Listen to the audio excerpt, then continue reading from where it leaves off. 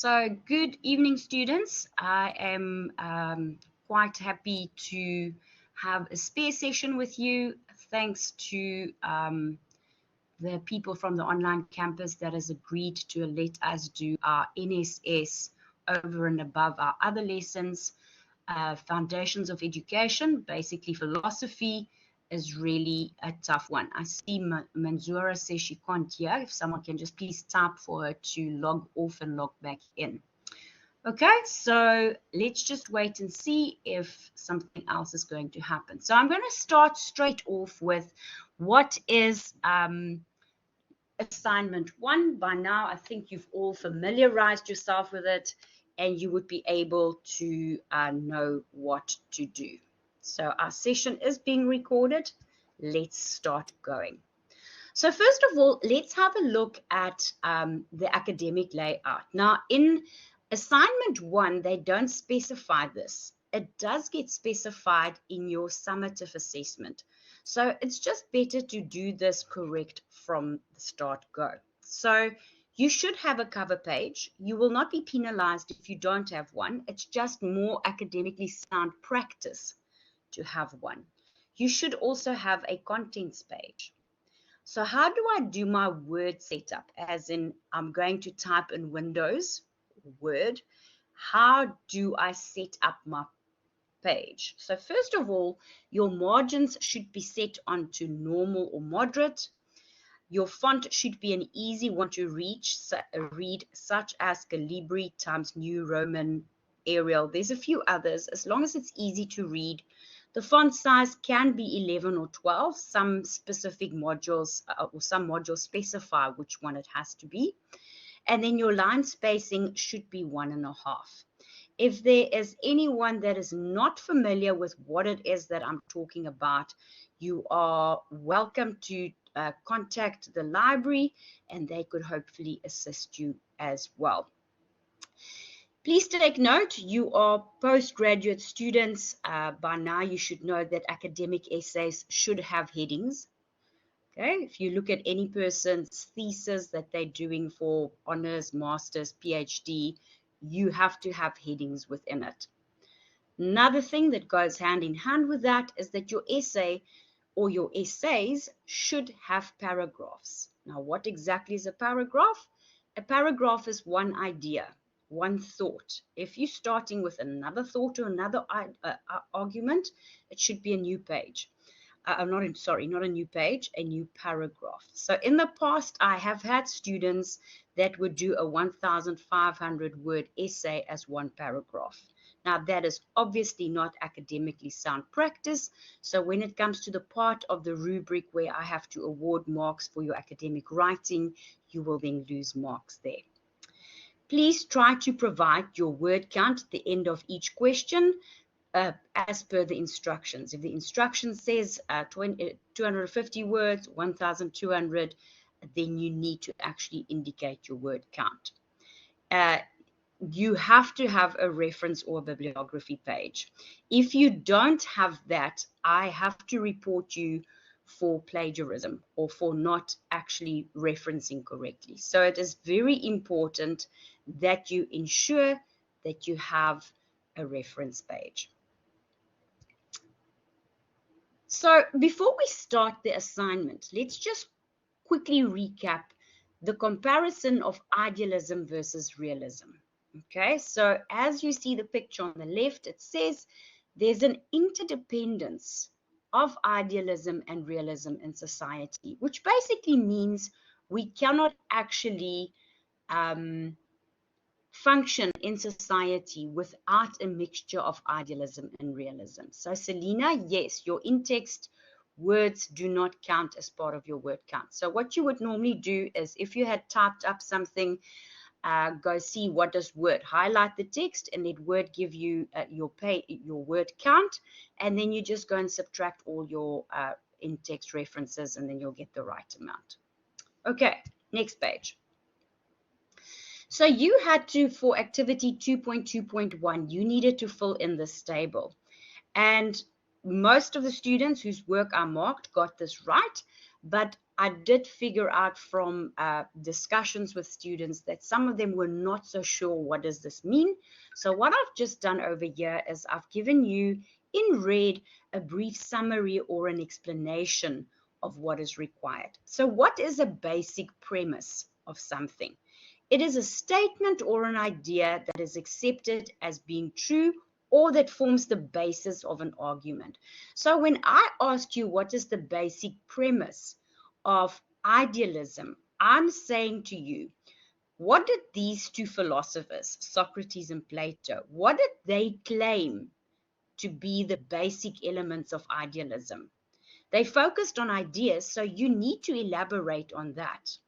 Then if we go on to realism, we've got Aristotle going on there. So the story that you've got to ask here is, what did he say is the basis of realism? He focused on reality, so you definitely need to incorporate that as well. I think that's where it is, Chris. So Chris is asking, is safe assign just the section under VC Learn in the module where we have the submission links? I see it's mentioned at the beginning of the paper. Yes, you do need to submit your things through safe assign. I suggest that you ask someone such as Inez or one of the people that's helping you with academic writing and things like that to show you exactly where to find all of these sources. So next we're going to move on to the next section that deals with metaphysical, epistemological underpinnings. So what is metaphysical? That's the nature of reality. How does it describe the nature? And epistemology deals with how does it claim that we know what we know. So there you can see for yourself what it does. Melissa, I don't know whether it does it automatically or not. I am just the OT. I am not the tech specialist. I don't know. The next section deals with how does idealism and realism take place within the classroom. So when it says the aims of education, you need to explain here what each philosophy describes as what is the aim of education. What do we want to achieve by the schooling that we are providing? What's the role of the teacher is next. Then the curricular emphasis is next. Explain what each philosophy views to be the role of a curriculum. In South Africa, we use CAPS. So how does CAPS fit in with idealism and realism? Which subjects typically fall under idealism and realism? And then lastly, the teaching methods. So what do we mean by teaching methods? What teaching methods generally gets associated with each of the philosophies? And I would recommend that you focus on teacher or learner-centeredness. You don't have to go into much more detail than that for the sake of this assignment. So that now gives us a summary of what it is that you needed to know for you to be able to actually approach or start this assignment. So let's go look at what is in question 1. They start off giving you a background. I'm not going to read the background to you. It is not that important for you to figure it out. I think it is kind of self-explanatory. The background is sort of just to put you in the right picture so that we assess within context. So the instructions are as follows. Write an essay in which you compare the two schools of thought. Discuss how your engagement in the philosophical thinking of these great thinkers, with other words, those 3, may impact on your teaching practice. So take note, there's two legs to this. First of all, I want you to compare idealism and realism. But along with that, I also want you to tell me, how are these two schools of thought, idealism and realism, going to impact the way that you are going to be teaching in the class one day? Or those of you that's already teaching, how does it affect your way of teaching? That is what's the question here. So they tell us to consider these 8 points. I'm not going to go through them with you in detail because I actually give you a breakdown of a suggested page lay out that will probably help you a little bit more. But briefly, these are the 8 points as per the PDF that they clearly state you should consider doing it. Anya is asking, is the two schools of thought idealism and realism? Yes, that's correct. It's idealism and realism for assignment 1. Okay. They also specify and they tell you, you need clarification on point 7. Okay, so 7 is explain the main implications of the two schools of thought in the classroom. Use examples to illustrate your arguments. So if you are telling me idealism focuses on the idealistic aspects of teaching. We tend to do things such as literature. The more the dreaming, it's like through our senses do we experience reality, what we perceive, and so forth. How does that work in the classroom? Well, subjects such as drama, art, creative aspects, music, that type of stuff will typically follow an idealism pattern. Those that follow arts and English, perfect, there we go. Those that follow a realism look typically belong to the sciences. So that is how you would go about explaining that specific section.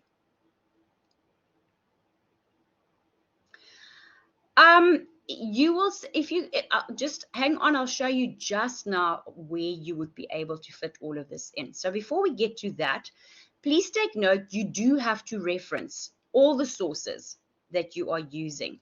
That does not mean that every single sentence you write has to be referenced. If you are doing that, you are not giving me your own opinions on anything. You are simply paraphrasing other people's work. And that's not going to give you the marks. You are studying a postgraduate qualification. Therefore, you need to be giving me your own arguments to some of these aspects. So Megan is saying, do we do 2 reference lists, one after each essay or at the very end? You normally list them at the end of the whole assignment. You give the final one that contains all of your aspects. Your essay should be 1,500 word length. So Chris is asking, can we go over?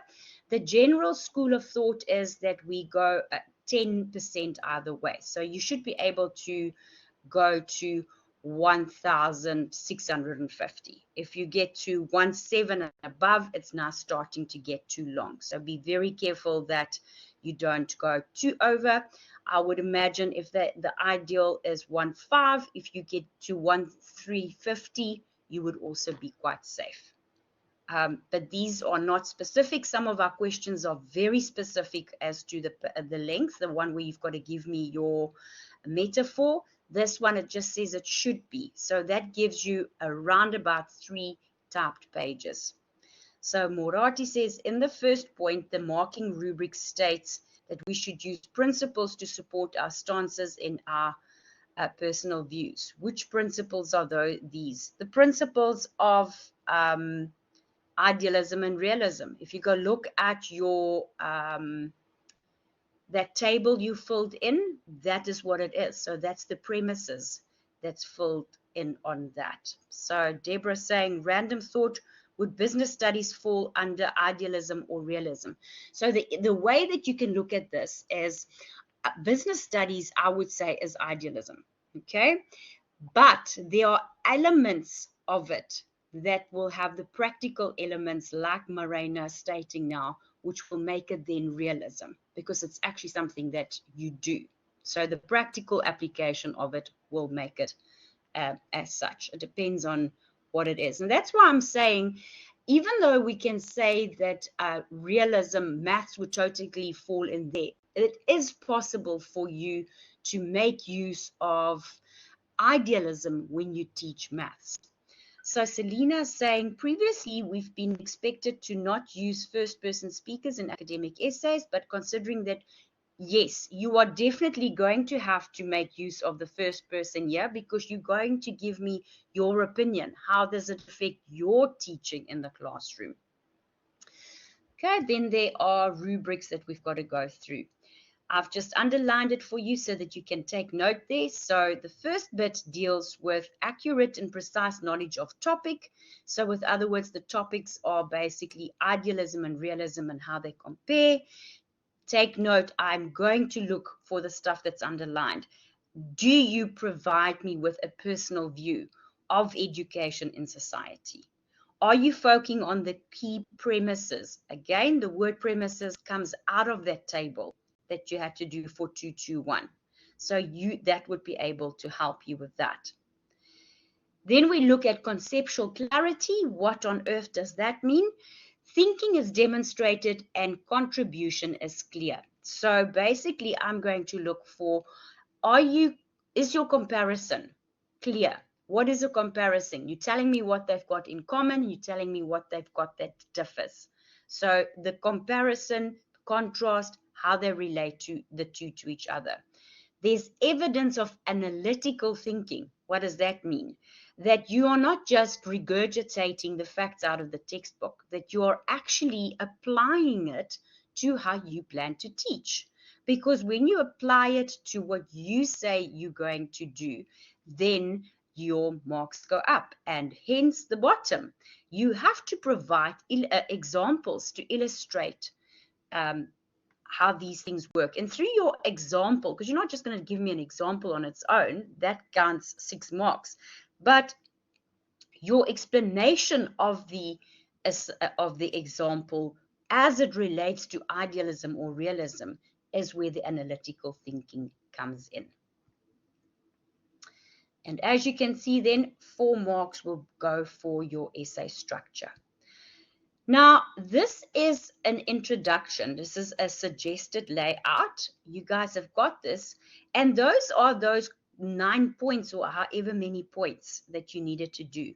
I went and I just put them for you here in your introduction body and conclusion. And I just want to highlight to the students, we've got a big mixture of academic interests. The people that did English, psychology, tend to find philosophy not that overwhelming. But our students that probably did a BCom, where it was a lot more practical orientated than writing of essays so much, they can find this to be overwhelming. And that is why I've tried to break it down like this for you. Can someone just explain to the student to log off and log back in? So basically, you're going to start your introduction on giving me, or in your introduction, you will give me a brief introduction of what's your personal view of the purpose of education in society as a general, not just idealism and realism. When I was studying about idealism and realism in mathematics, I feel like it I definitely feel that we can have idealism and realism in all subjects. It just depends on how you, the teacher, approaches it. Okay, so next goes your body. I'm not going to go too much in detail of this one.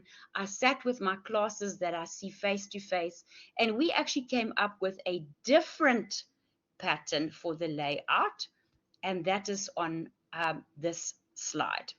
So I explained to them because they wanted to know about what would they have as headings. So you do not have to follow this, please. It's not a must. This is just a suggestion for those that feel a little bit overwhelmed. So you're going to start off with an introduction where you give a brief introduction on your views of the purpose of education in society today. Then you're going to discuss idealism. And under that, you're going to tell me who were the originators, with other words, the people. This is where your table from activity 2.2.1 is going to come in. You're going to give me a brief overview of what is idealism, what is the epistemological and metaphysical questions that typically deal with idealism. Then I suggest you discuss the same stuff, but now under realism. Who is the originator? Give an overview, give me the epistemological and metaphysical questions. And now you can go and you can give a comparison of how the two work. Number 5, you can now give me the implications for teaching. How do these two schools affect the way we teach? Give examples here. And number 6, my chosen school of thought. What is it? Why have you chosen it? When do you think you're going to use it? If you want to use both, then you state you're going to use both. Avril is saying, do you want quotes from philosophers? Also, are we bound only to Socrates, Plato, Aristotle? Or can we bring? You can bring in the modern philosophers as well, but it has to relate to how modern philosophers describe idealism and realism only. These are the only two schools of thought we deal with in this assignment. Do you have to choose? No. The person that's asking 1.6, do you have to choose one? No, I would definitely use both. I would not just choose one, but I have taught subjects which is typically in both sections, so it makes it easier. Does the rubric have to be inserted in the document? Not at all. You guys do not have to give me the rubric because the rubric is uploaded. I upload it very different from where it is now. Munin, what is epistemology? I suggest you go look in your textbook or look at the slides if you've downloaded them. Okay, Mr. or Miss January states that they included both in the response. Perfect. Chris says, I've never done essays as I did accounting. I was just saying, thanks for the rubric. There was a stupid question, but I wasn't too sure. Thanks, Jo. Okay. It's fine. No such thing as a stupid question. I can guarantee you if you're asking it, there were quite a few others wondering the same thing. So Yolanda says, should question 1 and 2 be done on 2 separate Word documents? No, it's got to be one document because you've got to upload one document for me. Can we use this layout? It's easier to understand. That's exactly why I came up with it after spending time, because I did this, the previous one, and this is based on the instructions in the PDF, and I do this with 4th years, and they just said to me, hang on, ma'am, we don't know what's going on. So we re-looked at it, and I drew this up for them, which was a heck of a lot easier to understand. So take note, in your conclusion, you will now end your answer by referring back to your introduction, because there always has to be a link between the introduction and the conclusion. And now you're going to focus on how idealism and realism affect education today. Yes, all your questions should start on a new page, but not a new document. Okay, now we move on to question 2, which is a teaching metaphor. And I specifically chose one off the internet that has got a good idea, but there's lots of errors in it. So let's go look and see what is it that they've asked you that is actually not correct. So Morati is saying, I have been experiencing challenges with the similarities between the two schools. Are there any materials you can recommend?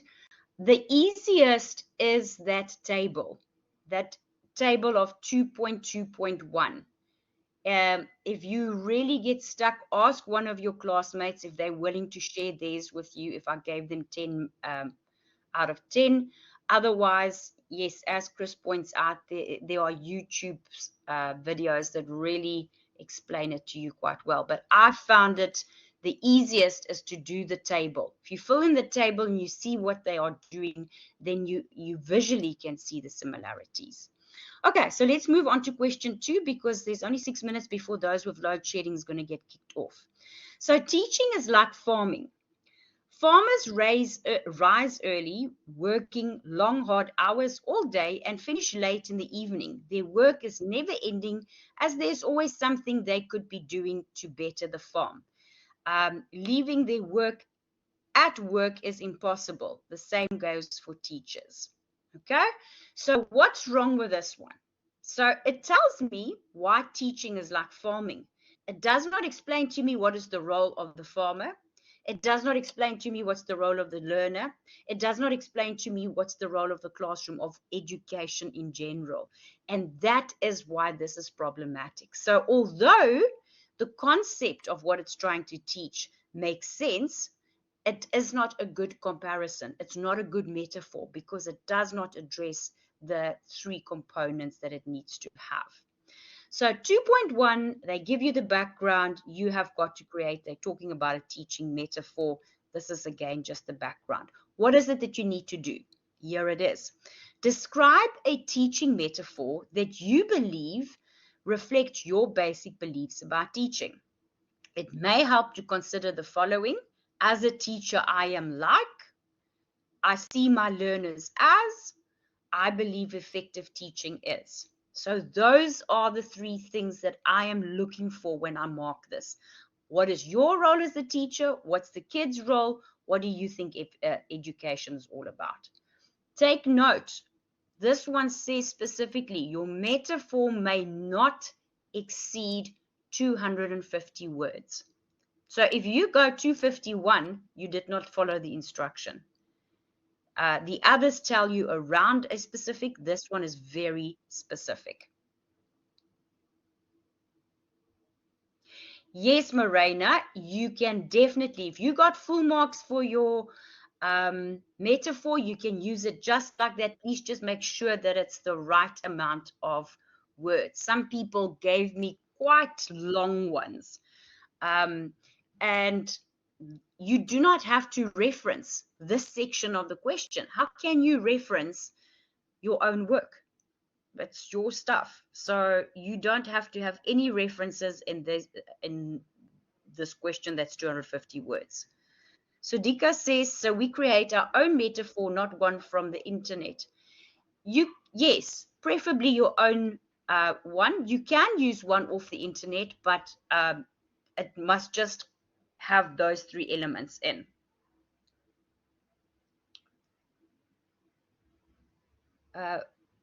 Yes, the assignment, was that out of it? Yes. Okay, so perfect. If you went up to 270, just try to shave off 20 words to get to the right amount. So here you can see what is it that I'm going to look for. The teaching metaphor is specific, original, and relevant. Cool, there you get your 8 marks. The next one is I'm looking for, are you telling me the role of the teacher, the role of the learner, and what is effective teaching? That is what I'm going to look for in this section. So this is 2.1. So there you can see same stuff all over again. Now, let's go to the one that's a little bit more tricky. Now we move on to question 2.2. They tell you, analyze your teaching metaphor, the one that you've just given me in 2.1, and base it on the premises. Again, you need to have that table of activity 2.2.1. I highly recommend for students that are struggling with this stuff, fill out that table, print it, and keep it next to you when you do this stuff.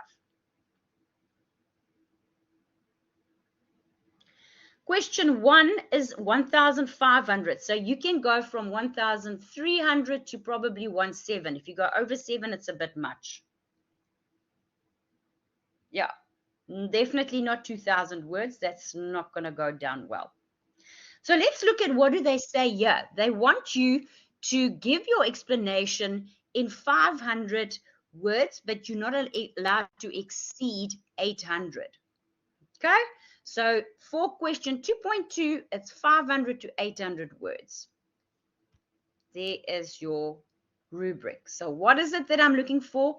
I'm going to look for the analysis of your metaphor, where you're going to explain to me, when I say a teacher is like a farmer, because they help the children to grow and to experience the world around them. This relates to idealism, in which Socrates or Plato stated da da da da da, and now you relate it that way. So that's what's going on with this section over here. And then obviously, as always, you're going to end off with, I give you a mark for your structure and your style. So if I can just then tell you, here are some tips on how you could go and approach question 2.2. Ensure that you make the following clear.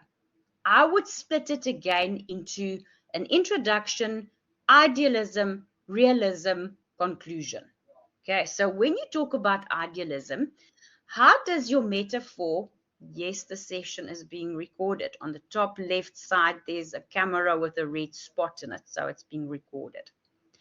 How does your metaphor apply to idealism? What does idealism state that you can link it with? Which elements of idealism can be found in your metaphor? Which aspects of idealism did you integrate in your metaphor? So you don't have to do each one of those 3 bullets. Those bullets are just there to help you see how does it fit in with what it is that you do. Realism. How does your metaphor apply to realism? Again, have activity 2.2.1 printed next to you. Which elements of realism can you find in your metaphor? What aspects do we actually have to use? Morena says, do we analyze our metaphor from? Yes, you have to analyze it from both perspectives.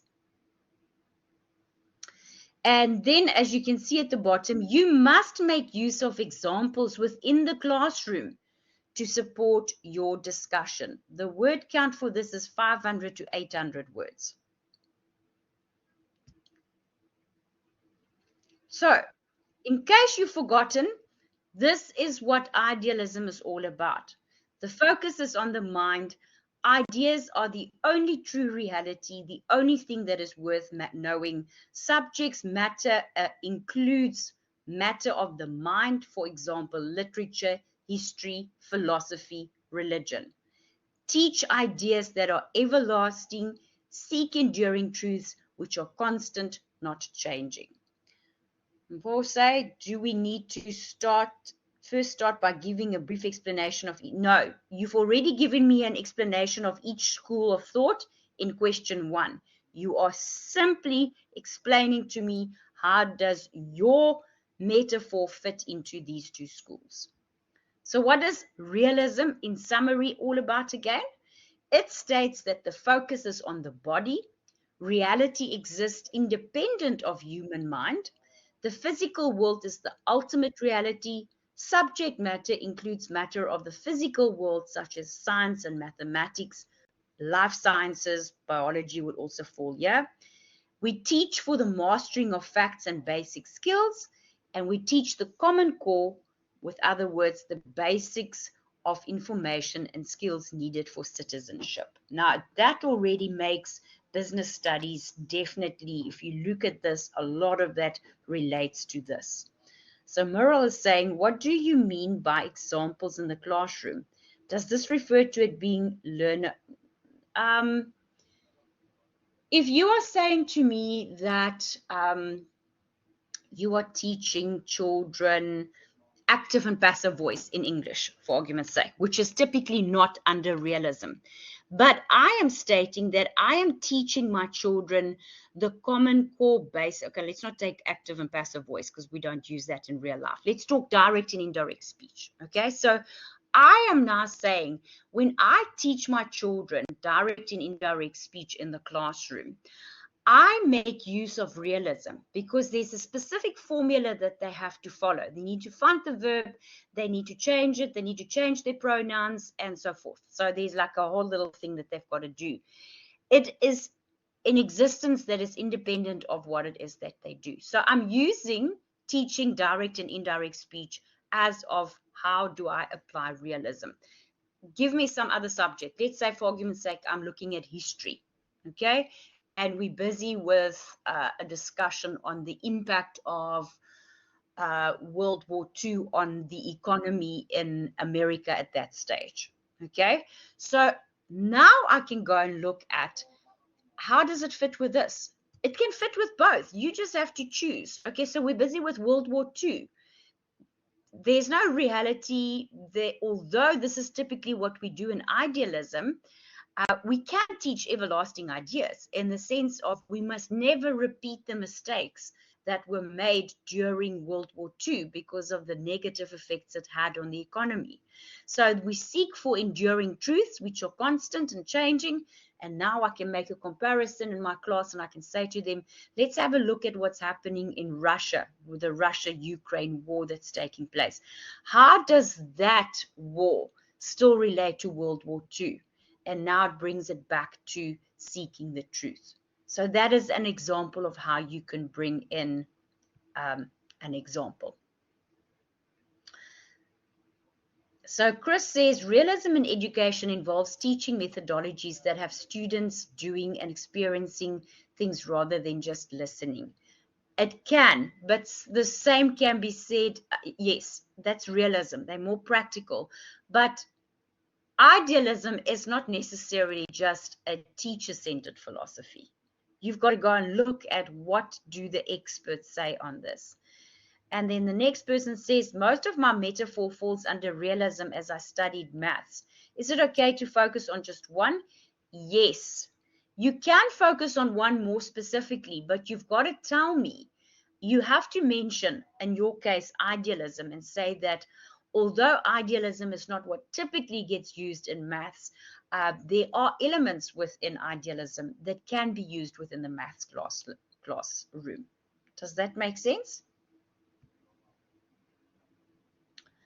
So here's another suggestion of how you could have a layout for question 2.2. Correct, Chris. So Chris is stating that idealism is more discussion and questioning as per the Socratic method. So it's by you asking your learners questions to guide them to find answers for themselves. That's kind of like where we go. So here on the screen is a suggestion for a layout. You don't have to follow it, but it can make it work for you. So you're going to start off with an introduction where you're going to state which school of thought you feel your metaphor falls into most of the time. It's a pleasure, Chris. So Chris is saying, thanks, just trying to wrap my head around the differences. You've got it right. The way you're explaining it, it is correct. So Morena says, how do idealists actually view reality? They view reality based on what they observe. Reality is only that which I can see and view, and that I have witnessed myself. For argument's sake, the example I use often in the classroom is I'm in South Africa. I have most of my life lived in a coastal city. I don't know what it's like to ice ski or to go skiing on snow. Okay, so idealistically, I can imagine what it will feel like, but I have not really explained it. I haven't experienced it. So you can say then, the reality of the matter is I don't know what it feels like. Idealistically, I can tell you what I think it would feel like. Yes. Okay. So let me just say, so Lee says, does the explication be on a, I think she means explanation, be on a specific subject, or can you explain it in based? You can be in general. It just has to be that I can see, because that's where the application comes in. When you start telling me examples, I know whether you understand it or not. So Chris has nailed it. So load shedding is a reality for us. It's not for a lot of people in Europe. Exactly. So student what says, I know this is off topic, but why would active and passive voice not be idealism? It is not a language. It is, but I'm teaching a specific pattern that stays the same. It doesn't change. It will remain like it is. Find the subject, find the verb, swap them around, depending on which tense it is. I'm going to say is done by, or whatever the case might be. So that can become realism. It's all going to depend on your argument that you're going to give me. It can be both. It's just going to be based on what is the argument that you're giving me. So could you please explain more on metaphysics and epistemological questions?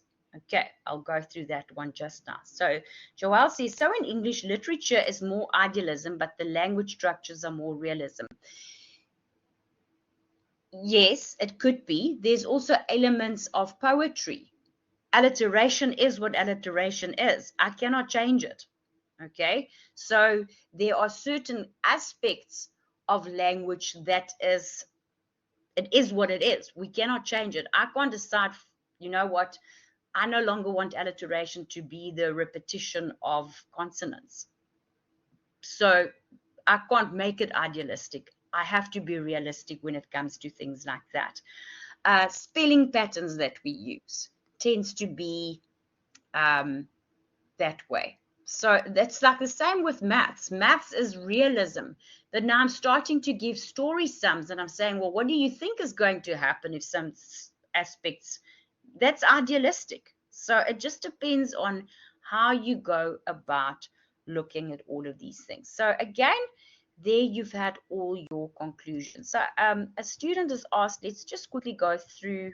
Sorry if I make you guys blind here, so just stop a little bit. Let me go through this with you.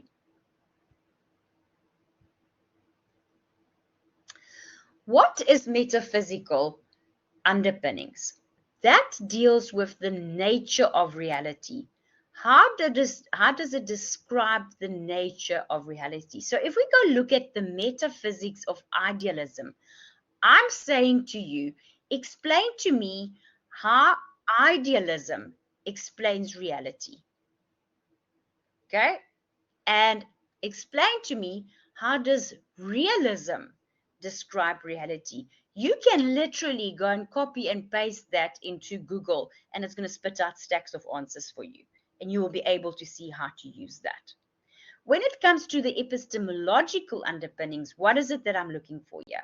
How do we know what we know? How do we know the facts that we have? Idealism, how do they say it looks like? How does idealism describe the process of gaining knowledge? How does realism describe the process of gaining knowledge? So if you go look at the material that I shared with you in our previous session, let me just quickly see if I can upload that. So for the students that are finished with, that needs to run, you're welcome to run off.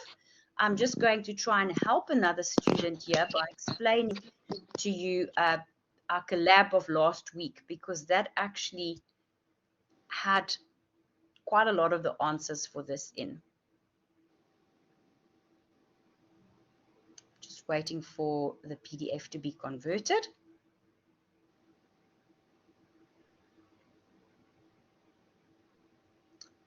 Sorry, it's taking a bit longer than I'd hoped.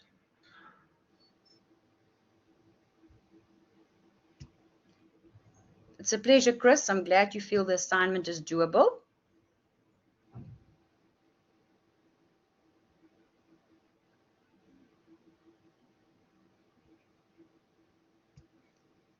Okay, so for those of you that's struggling with this whole idealism, realism thing, let me show you. Last week I went through these points.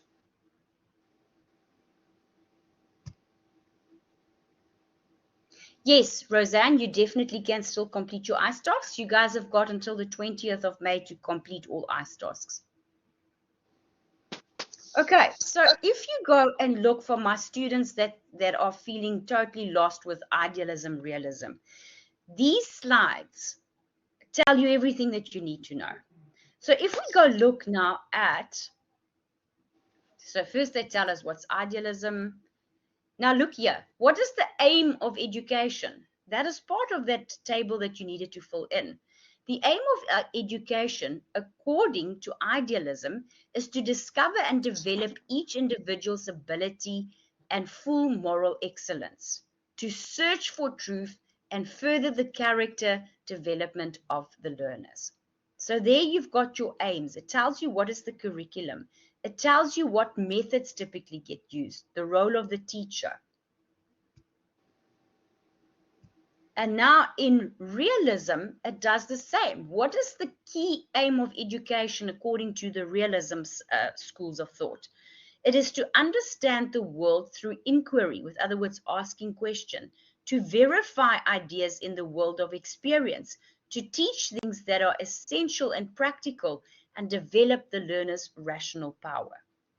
So there you've got all of that stuff. If you've used these slides, you would be able to fill in activity 2.2.1, and then you will have a more logical structure in your head of what is idealism and what is realism. But if you are still struggling and this still does not make sense, go and look at the videos that I suggested you watch on YouTube.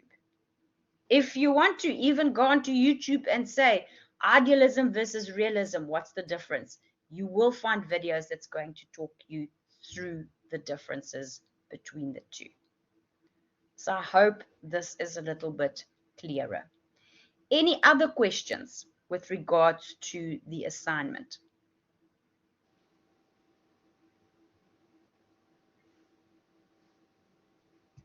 Okay, so if you've got no questions for me, you're welcome to log off and we can then end the session. I will post the recording to you. Probably it will be on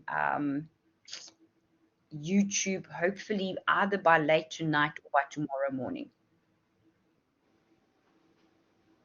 It's such a pleasure to help you. I hope that it's made sense. If you are working through your stuff and you're like, oh my word, I think I'm missing the boat, please contact me. You're not alone. Selina's saying, any ideas how long the library needs to be able to check references or proofreading? I've got no idea. It is a service that they provide for our students. I've got no idea how long or quickly it takes. I think it depends on how busy they are. Robin is asking regarding ICE tasks. I completed the first two as activities yesterday and submitted. Just saw that there's a separate heading not linked, so copied. That's fine.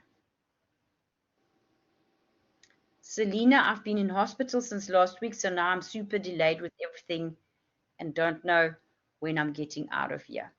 Okay, so Selina, I'm not sure what is all wrong with you.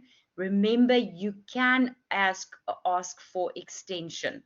If you're in hospital, your doctor will be able to give it to you, but the assignment is only due next week, Tuesday. So this should not take you that long to do. Maybe while you're in hospital, get a piece of paper and just do some basic planning. And when you're feeling better, try and write it. Morena is saying for question 1, the essay, how many similarities and differences between the schools of thought do we add to the essay? I can't really explain that to you. Some people will use 3, some will use 5. I think if you go way over 5, you are starting to get, your essay is going to get too long. So I would say 3 to 5, in my opinion, is a good indication. Doctor, how do we write the origin of idealism and realism if they are all like student to each other? Like all of them are students to each other. Plato and Socrates and all of them linked together. I'm not following what you're asking me. Are you saying how do we quote them? She's asking how do we compare them because some were students of the others. So Plato, Aristotle, Socrates. But it doesn't matter. So just find a material or a source that actually talks about Aristotle's findings or views, and you would be able to do that. Quite frankly, your textbook is a good starting point, and from there on go and elaborate a little bit on some of these findings.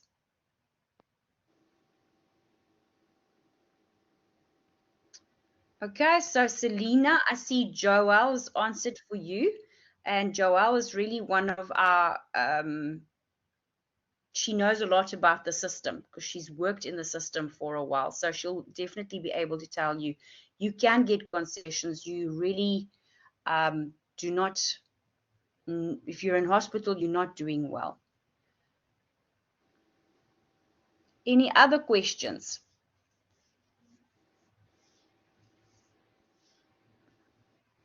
Roseanne says, with the referencing, is there a minimum amount?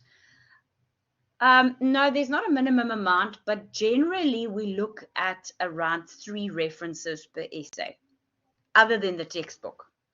It's not necessarily what I'm saying is what you have to do. I'm just saying in general, when lecturers mark an assignment, we look for at least 3 other sources over and above your textbook.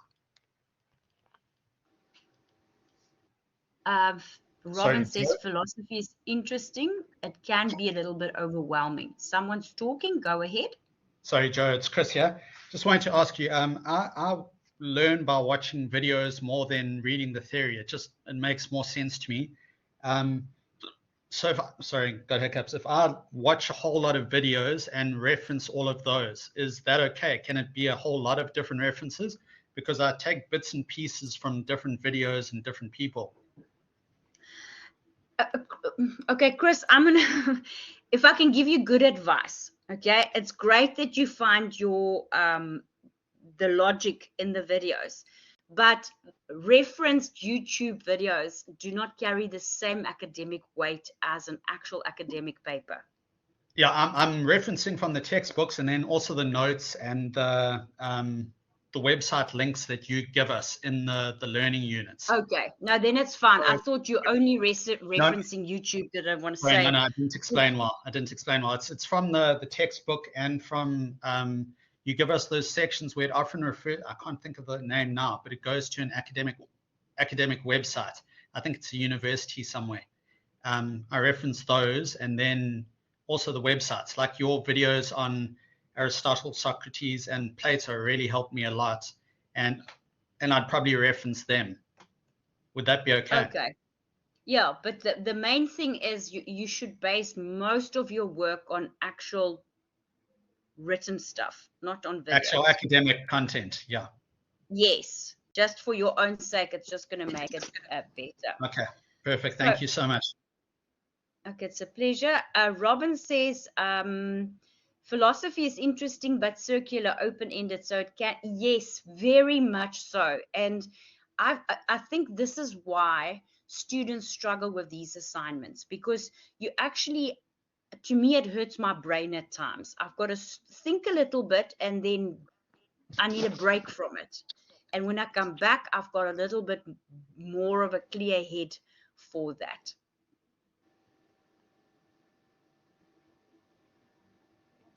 Marina says, I struggle to understand Plato's theory of forms. It states that the physical world is not as real or true as timeless, absolute, unchangeable ideas. Basically, look, Plato's ideas, because, I mean, he was part of idealism, and yet there's aspects of Plato's reasoning that I feel falls more within realism when you start listening to what it is. So what he's basically saying is that what we view around us. So I'm currently sitting on my bed and I'm overlooking the garden. So Plato says that what I'm seeing is what's reality to me, because that's what I'm observing. And therefore, my world is only valid here. If I had to move to the lounge and look outside the window, I'm going to have a different physical world around me. But to me, it's still a case of I myself feel at times Plato specifically, and I think because it does all of these, he really talks in circles. You read his things, all of these three philosophers, I find it easier to read writings by other professionals that explain to me how they thought. Chris, you've got a hand up. Sorry, Joe, that's from earlier. Sorry. Okay, Nina, you've got your hand up.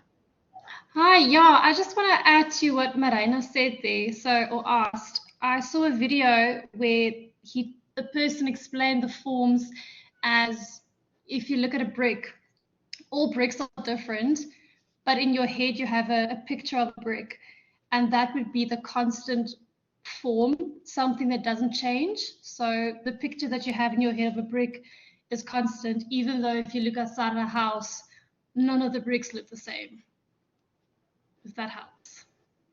Yeah, that's a nice one that you can use. So I often say to the students when it comes to them having to explain to me key concepts, that is the aspect of key concepts fits in very nicely with this. A key concept is what is my perception. To you. I thought you'd gone. Someone's talking. So if I say to you bedtime, okay, for some of us, bedtime is a positive feeling. Okay. My kids grew up during Harry Potter era where the books just came out. So to them, bedtime was mom's reading to us in bed. We love listening to the story and we fall asleep peacefully. In another home where a little girl is being molested during bedtime, her concept of the word bedtime is very different from the standard one. And to me, that's the same with key concepts. The brick one really helps a lot. Like you were saying, if I say to you, what does a shoe look like? Most of us have got a standard idea of what a shoe looks like. But some of us could have said a boot. Some of us think of a plucky. Some of us think of hiking shoes, but it's still a shoe. So I liked the explanation of the brick. That really made a lot of sense. So Selena says, I don't know this mishmashing, but could we say that idealism is somehow linked with being interpretivist and realism is more rationalist? So opposite of interpretivist would be positivist. You could, I can see where you're going with that, but I wouldn't categorize them like that, because as someone that does qualitative research, meaning I'm doing interpretivism and I'm trying to understand certain things, I'm trying to understand other people's realism. So therefore, you can confuse yourself a lot if you do that.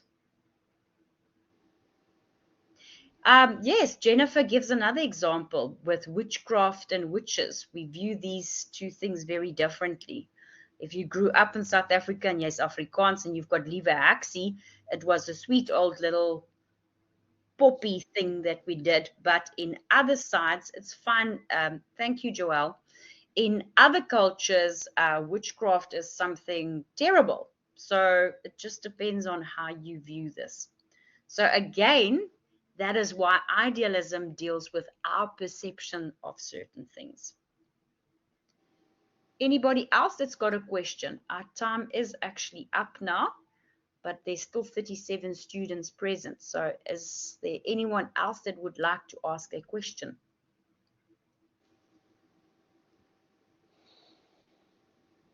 Okay, in that case, I'm going to stop the recording.